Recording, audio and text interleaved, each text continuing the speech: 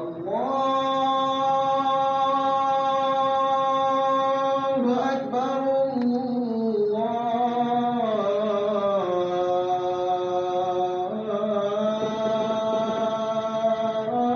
الله أكبر. الحمد لله الحمد لله الذي فرض على عباده الصيام وجعله مطهرا لنفوسه من الذنوب والآثام، وأشهد أن لا إله إلا الله وحده لا شريك له، له الملك الواحد العلام،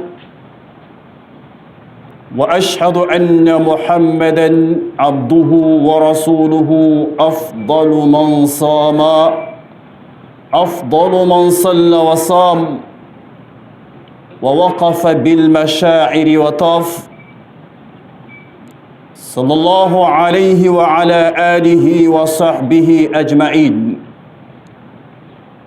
عباد الله، أوصيكم ونفسي بتقوى الله سبحانه وتعالى. يا أيها الذين آمنوا اتقوا الله حق تقاته ولا تموتن إلا وأنتم مسلمون. أما بعد، عباد الله، يقول الله سبحانه وتعالى في كتابه الكريم: أعوذ بالله من الشيطان الرجيم. شهر رمضان الذي أنزل فيه القرآن هدى للناس وبينات من الهدى والفرقان.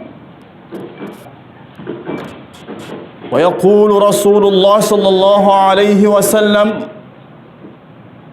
أتاكم رمضان شهر مبارك فرض الله عز وجل عليكم صيامه، تفتح فيه أبواب السماء وتغلق فيه أبواب الجحيم وتغل فيه مردة الشياطين، لله فيه ليلة خير من 1000 شهر، من حرم خيرها فقد حرم. رواه أحمد والنسائي. وقال صلى الله عليه وسلم: كل عمل ابن آدم له إلا الصوم فإنه لي وأنا أجزي به، والصيام جنة، إلى آخر الحديث. أسأل الله سبحانه وتعالى أن يجعلنا من الذين يستمعون القول فيتبعون أحسنه. Alhamdulillah, la louange appartient à Allah. Paix et bénédiction d'Allah sur le prophète Mohammed alayhi salatu wassalam, sur sa noble famille et sur ses fidèles compagnons jusqu'au jour de la résurrection. Chers frères, chères sœurs en islam, craignez Allah subhanahu wa ta'ala comme il doit être craint et ne mourrez qu'en étant soumis à sa volonté. Alhamdulillah, avec la grâce d'Allah subhanahu wa ta'ala, nous sommes dans le mois attendu. Allah subhanahu wa ta'ala a voulu que le mois de Ramadan soit le meilleur des mois. Et nous, en tant que musulmans, être dans ce mois pour faire partie des jeûneurs, c'est une grâce immense. C'est une grâce immense. Pourquoi? Parce que il y a des centaines de personnes qui n'arrivent pas à jeûner. Et pourtant, ils sont vivants, ils sont là comme nous. Mais la maladie les a empêchés. Si moi et vous, nous sommes en bonne santé, et nous nous comptons parmi les jeûneurs, faut qu'on soit fier et qu'on remercie Allah subhanahu wa ta'ala. Le mois de Ramadan, frères en Dieu, il est là. On l'attendait depuis longtemps.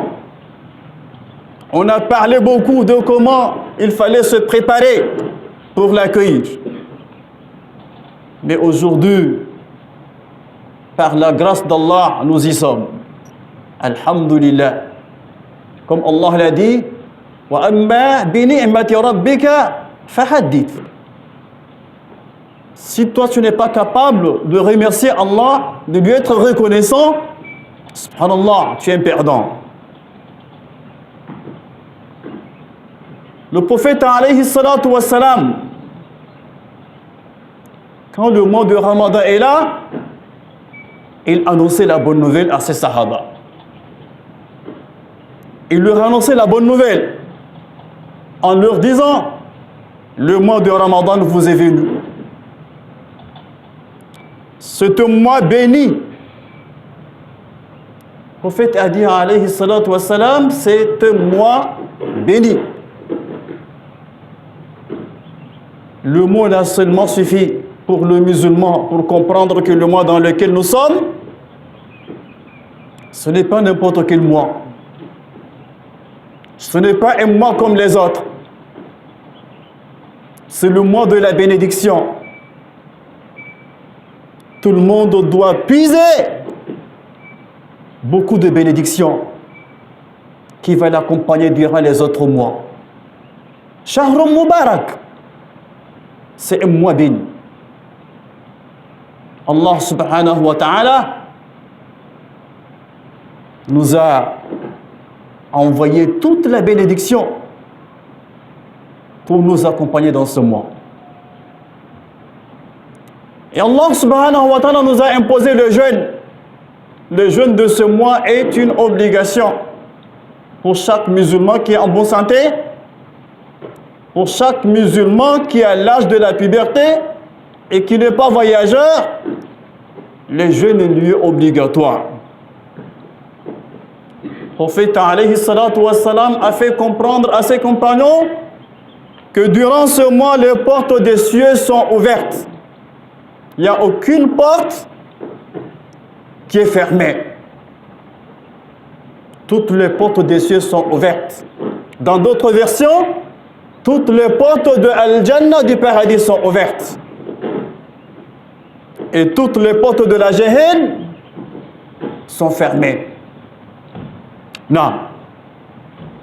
Et tous les diables sont enchaînés. C'est ça le plus important pour nous. C'est lui qui nous dérangeait hier, qui nous empêchait d'adorer Allah subhanahu wa ta'ala. Allah l'a enfermé durant ce mois de Ramadan pour que chaque musulman puisse profiter de la bénédiction du mois. Et si quelqu'un a de la paresse à adorer Allah subhanahu wa ta'ala dans ce mois, ce n'est pas la faute à Shaitan. La personne doit comprendre que son nafs est très dangereux. C'est son nafs, c'est pas Shaitan. Qu'Allah ait pitié de nous. Le prophète a dit alayhi salatu wassalam, Allah a dans ce mois une nuit qui est meilleure que 1000 mois, Laylatul Qadr. Et il a fini ses propos en disant, celui qui est privé de son bien est vraiment privé de tout bien. Si toi tu es musulman, tu es privé du bien du mois de Ramadan, tu es privé de tout bien, tu es un perdant. Subhanallah, qu'Allah nous en préserve. Dans un autre hadith, le prophète alayhi salatu wa salam nous a dit, toutes les œuvres du fils d'Adam sont à lui, excepté as-sawm, à l'exception du jeûne.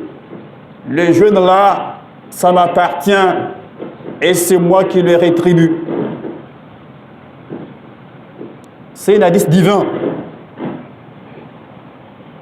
Dans cet hadith, le prophète alayhi salatu wa salam nous fait comprendre que le jeûne en général et le jeûne du mois de Ramadan,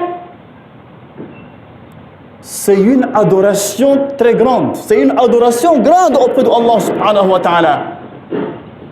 Si on veut compter les grandes adorations, il y a le jeûne. Raison pour laquelle Allah subhanahu wa ta'ala, il nous fait comprendre que la récompense du jeûne, personne ne la connaît. Il est le seul, Allah subhanahu wa ta'ala, qui connaît la récompense qui mérite au jeûneur. Une récompense sans limite. Pourquoi on connaît la récompense de la prière, la récompense de la zakat, la récompense du hajj, mais on ne connaît pas la récompense du jeûne? Parce que le jeûne est spécial. Les ulémas ont expliqué que la raison est simple. Beaucoup de gens prient. Pourquoi? Pour que les gens disent qu'ils prient. C'est pourquoi ils prient. Quoi, quand le mois de Ramadan arrive, tout le monde est à la mosquée. Parce qu'ils veulent faire comprendre aux gens qu'eux aussi sont présents. Il y a des gens qui font la sadaqa, mais la zakat, pour se montrer qu'ils sont généreux. Et même, il y a des gens qui font le hajj pour qu'on les appelle uniquement des hajj, des hujjaj. Ar-riya. D'accord? C'est rentré dedans. Mais le jeûne, si quelqu'un jeûne pour Allah subhanahu wa ta'ala, c'est qu'il fait cette adoration avec une sincérité. Il adore Allah subhanahu wa ta'ala avec toute la grande sincérité. Il n'y a pas d'hypocrisie là-bas. Parce que la personne pouvait se cacher dans sa chambre, manger, boire. Il ne l'a pas fait. Pourquoi? Parce qu'il est conscient que Allah subhanahu wa ta'ala l'observe. Allah le voit. Même si lui ne le voit pas, mais il a la foi que Allah subhanahu wa ta'ala le voit. Donc c'est une adoration sincère. Une adoration sincère. Vous imaginez dans certains pays où la température atteint 45 degrés. La chaleur. La chaleur. Alors que dans la chambre, il y a quoi? Le réfrigérateur est bien rempli. Il y a toutes les boissons possibles dedans. Il le regarde. Sa femme est là, il la regarde. Qu'est-ce qui l'empêche? Il n'y a aucun homme, aucune personne qui le voit. Il ne le fait pas. Parce que il s'est abstenu à cause de Allah subhanahu wa ta'ala. C'est pour cela Allah subhanahu wa ta'ala a réservé une récompense importante pour le jeûneur. Pour le jeûneur. C'est la raison. Allah subhanahu wa ta'ala nous compte parmi les meilleurs jeûneurs. Qu'il fasse que notre jeûne soit vraiment conforme à celui du prophète alayhi salatu wassalam. Le prophète a dit alayhi salatu wassalam, as-sawmu junna. Le jeûne est un bouclier contre le feu de l'enfer, contre le châtiment. Non. Sallallahu alayhi wa sallam. Et il dit alayhi salatu wa salam, la laine du jeûneur auprès de Allah subhanahu wa ta'ala est meilleure que le misk. Le misk c'est quoi? C'est le parfum du paradis. Est meilleur que le misk. La laine du jeûneur. Allah a honoré le jeûneur. Et il dit sallallahu alayhi wa sallam que le jeûneur, il sent de joie quand il jeûne. La première joie au moment où il rompt son jeûne. Il a la fierté, il a la joie parce que il avait gardé la faim, il était la soif. Et voilà maintenant, masha'Allah, il y a la nourriture devant. Il sent la joie au moment où il est en train de rompre le jeûne.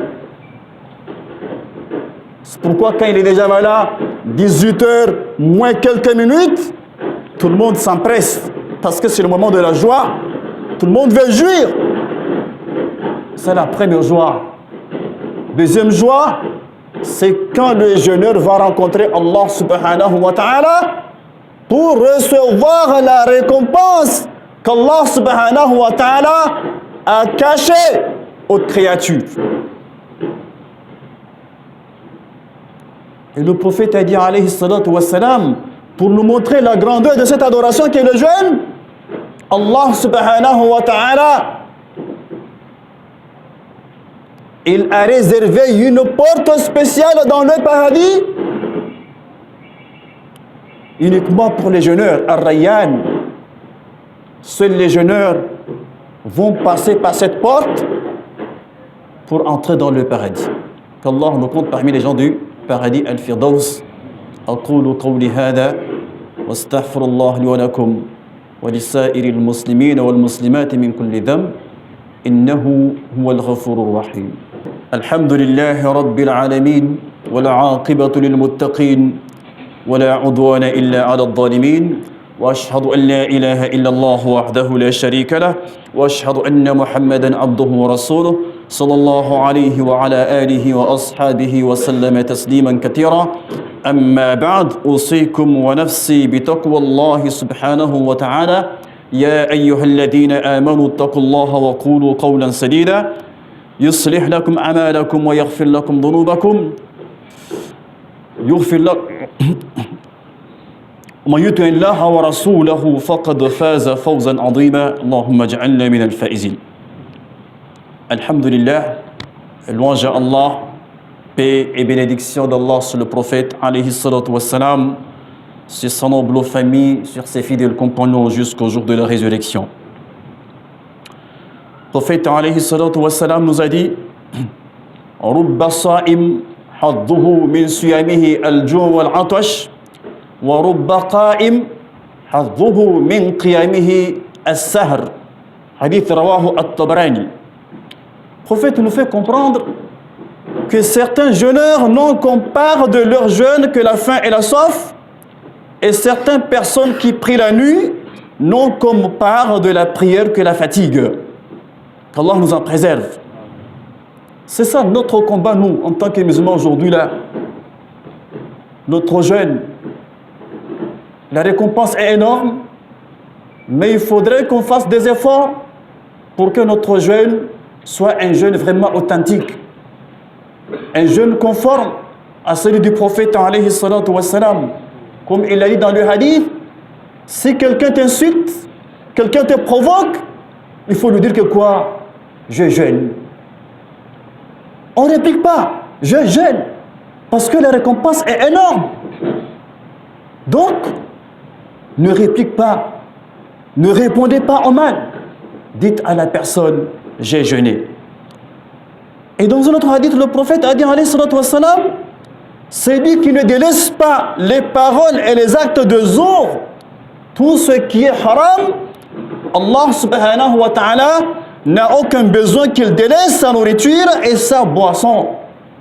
Il faut qu'on fasse beaucoup attention avec notre jeûne. Si tu jeûnes et tu veux écouter tout ce que les gens racontent, voilà, tu continues à parler mal des autres, à les calomnier. Bon, il faut savoir que ton jeûne est remis en cause. Il y a problème. Donc soyons conscients. Voilà. Faisons des efforts pour que les 29 jeûnes que nous allons faire soient vraiment des jeûnes conformes aux jeûnes du prophète alayhi salatu wassalam. Comme vous le savez, le jeûne a un objectif. Le jeûne a un objectif, comme Allah l'a dit subhanahu wa ta'ala, la'allakum tattaqun. Voilà, la'allakum tattaqun. C'est ce qu'on appelle al-ghaya. Voilà, la finalité c'est ça. Le jeûne, c'est un moyen efficace pour nous rapprocher de Allah subhanahu wa ta'ala, afin que nous puissions obtenir quoi? Voilà, la piété, la crainte. Ça veut dire que si tu jeûnes mon frère, si tu jeûnes ma soeur, tu as jeûné 1, 2, 3, 4, une semaine est passée, et que tu ne constates pas un petit changement en toi, mais il y a problème. Tu n'es pas en train de jeûner. Tu n'es pas en train de jeûner. Donc il faut qu'on fasse des efforts. Il faut qu'on profite de ce jeûne. Le jeûne, c'est pour nous amener à ce stade-là. La taqwa, la crainte d'Allah subhanahu wa ta'ala. Et cette crainte-là doit nous accompagner durant le reste de l'année. Donc c'est un exercice important pour nous, voilà, pendant ce mois de jeûne. Et pour finir, il faut qu'on fasse des efforts pour gérer nos journées. Pour gérer nos journées, parce que un ramadan réussi doit passer nécessairement par une bonne gestion de votre temps. S'il vous plaît, faites des sacrifices. Laissez un peu les portables à côté. Concentrez-vous pour les adorations. Nous sommes dans le mois de Al-Qur'an, Shahr al-Qur'an. Le mois où Allah a révélé le Qur'an, c'est le mois où on doit lire beaucoup le Qur'an. On ne dit pas à tout le monde, voilà, de finir le Qur'an, parce que c'est pas tout le monde qui peut le faire. Mais au moins, ayez un programme pour la lecture du Qur'an, ou bien pour l'apprentissage du Qur'an. Laissez le portable un peu à côté. Et si vous êtes avec le Qur'an, s'il vous plaît, il faut respecter le Qur'an, c'est la parole de Allah subhanahu wa ta'ala. Souvent ça nous arrive, on a le Qur'an là, voilà, le portable à côté, à chaque seconde un message. Voilà, on laisse le Qur'an, voilà, on consulte le message.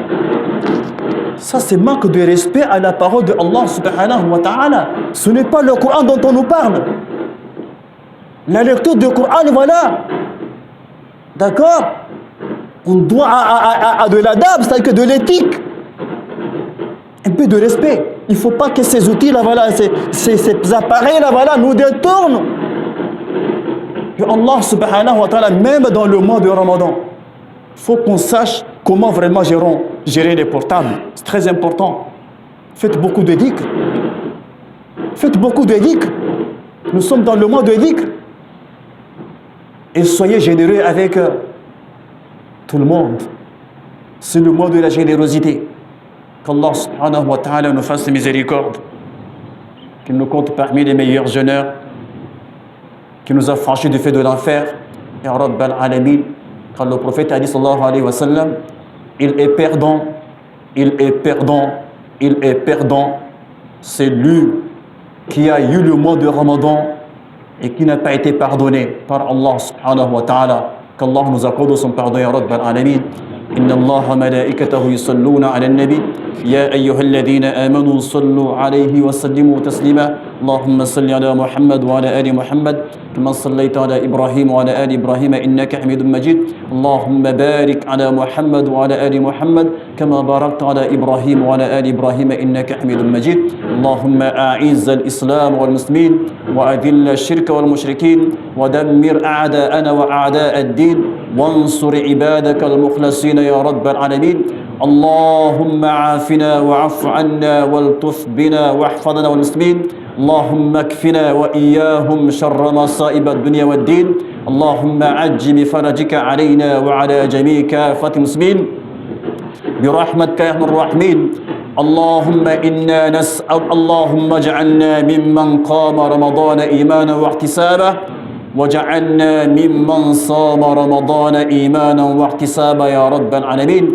اللهم اجعلنا من عتقاء شهر رمضان يا الله يا رب العالمين ربنا تقبل منا إنك أنت السميع العليم وتب علينا إنك أنت التواب الرحيم اللهم إنا نسألك الأمن والسلام في توغو وفي غيني وفي مالي وفي كل مكان يا رب العالمين.